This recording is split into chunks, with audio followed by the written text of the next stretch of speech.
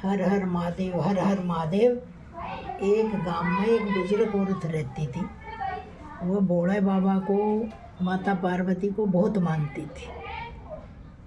उसको जो है नित्य नेम उठना, पूजा पाठ करना और भोले बाबा की पूजा करना, पूजा में लीन रहती थी। कोई गरीब आ जाता था, उसको भोजन दे देती थी। खुद के पास नहीं भी रहता था तो वो अपना भी भोजन गरीब को दे देती थी, भाई तुम खाओ। तो वो कोई भूखा उसका आगे रहता था तो वो सहन नहीं कर पाती थी। पर बुढ़िया इतनी गरीब थी, उसके खुद के पास भी भोजन की व्यवस्था नहीं थी। तो एक दिन पार्वती ने भोले से कही कि भोले बाबा, ये बुजुर्ग इतनी दुखी है, इसको खुद के खाने के लिए भी नहीं है, फिर भी मतलब ये जो है अपना भोजन दूसरे को दे देती है, आपकी पूजा रोज करती है, तो इसको भी आप कुछ न कुछ दो। तो बोले चलो देते हैं। तो महादेव जी पार्वती माता वेश बदल के न उस बुढ़िया के पास आगे आया, उनको प्रणाम करा और बोले माता, बोले हाँ, बोले हम भूखे हैं, कुछ भोजन दो। तो बुढ़िया अंदर गई, उसका खाना था, उस अपना खाना ले के उनको दे दिया कि ले भाई आप भोजन करें। तो माता पार्वती ने कही, भाई आपका भोजन तो हमको दे दिया, तो तुम क्या खाओगे? भाई आप तो भूखे रह जाओगे। बोले मेरी तो मेरा भोला जान है, मुझे अपनी परवाह नहीं है, मेरी परवाह तो भोले बाबा करेंगे, मेरी परवाह तो भोले जान है। तो भोला हंसने लग गया, बोले देख लो, तो ये ऐसे भगत है।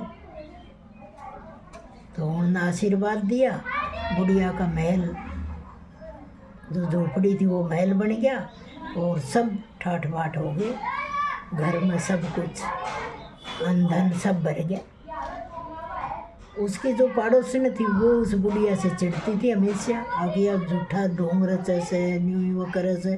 तो उसने देखा सवेरे, तो देखा भाई ये तो बुढ़िया तो एकदम महल बन गया, तो ये कैसे बना? तो वो आई उसके पास, उसका श्यामत्री नाम था पड़ोसन का।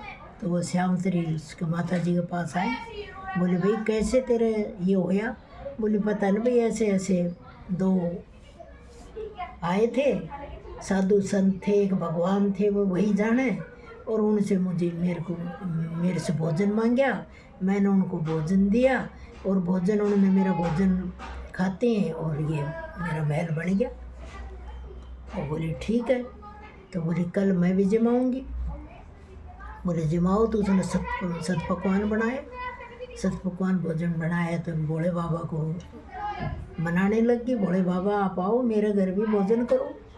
तो भोले बाबा और माता पार्वती आ गई उनके घर, आ गए, जिम लिए। तो उसके मन में ये अब पता नहीं मेरे को क्या वरदान देंगा ये, क्या वरदान देंगा ये, कितना मेरे को देंगा वरदान। तो वो जिमा तो उनको रही, उसका लालसा ये लगी रही कि मेरे को ये कुछ न कुछ दे के जाए।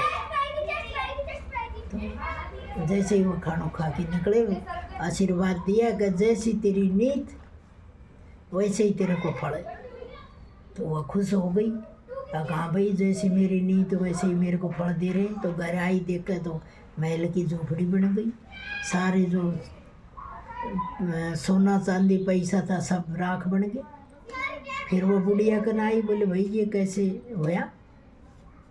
वो श्यामत्री तो आई, तो बोले भाई कैसे होया? बोले हाँ, बोले मेरे तो महल से झोपड़ी बन गई, सारा रुपया उपया सारे गायब, अन्न पानी कुछ भी नहीं मेरे घर में।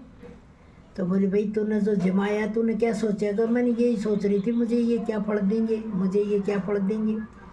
तो बोली वैसे उन्होंने दे दिया फल, तूने यही तेरा जैसी तेरे मन में भावना वैसे तेरा फल। बोली यही उन्होंने बोला। तो बोली बस तो यही मिलेगा, भगवान की पूजा करो, भगवान की पूजा करोगे तो वापसी आपको सब कुछ फिर मिलेगा। फिर उसके बाद भगवान ने फिर सोची, अब भाई इसकी तो फिर एक दिन भगवान फिर परीक्षा लेने आ गया पंडित बनकर। बोलो कि माई? बोले हाँ। बोले मेरी बेटी की शादी है और मैंने बेटी का सोना चढ़ाना है, मेरे पास सोना नहीं है। तो बुढ़िया ने सारा सोना दे दिया, भाई ये सारा सोना ले जा, तेरी बेटी का चढ़ा, कर तेरी बेटी की शादी। तो भगवान प्रसन्न हो गए कि भाई ये तो सच में ही मतलब पुण्य करती है, ये तो सच में ही पुण्य करती है, सच में भगवान को मन से मानती है। तो भगवान ने उसको महल पूरा सोना का बना दिया।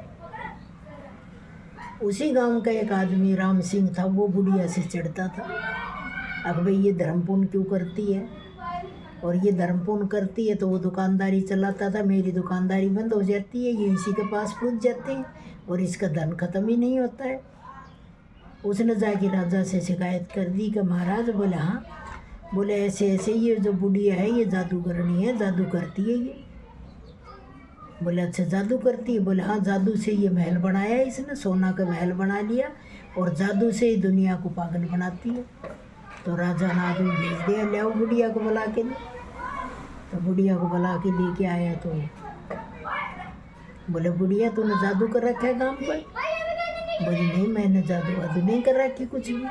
बोले नहीं, तूने जादू कर रखा है, जादू से तूने महल बनाया।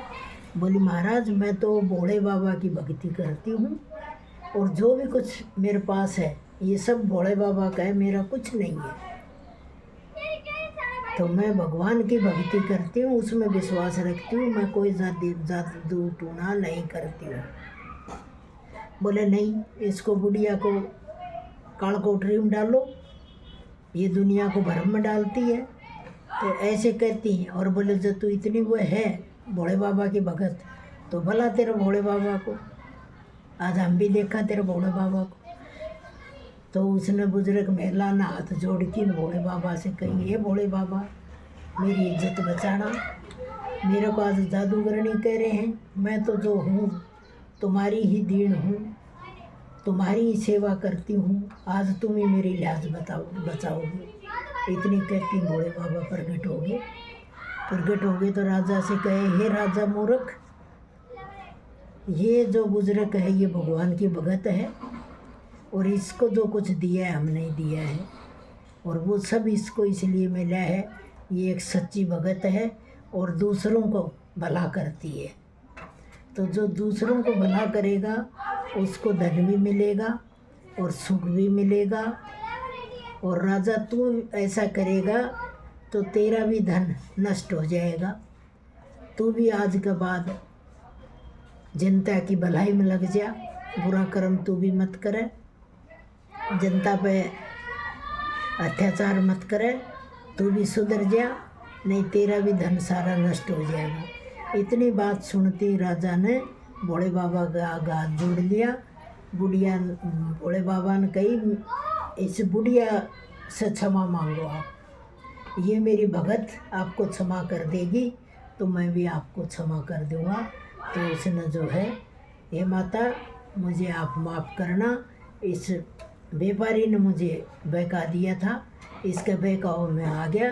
तो भाई किसी को बहकाव भी मत मानो। और व्यापारी को उसने सजा दी और बुढ़िया को बाकायदा उसके घर छुटवाया और हर हर हर हर महादेव का नारा लगने लग गए।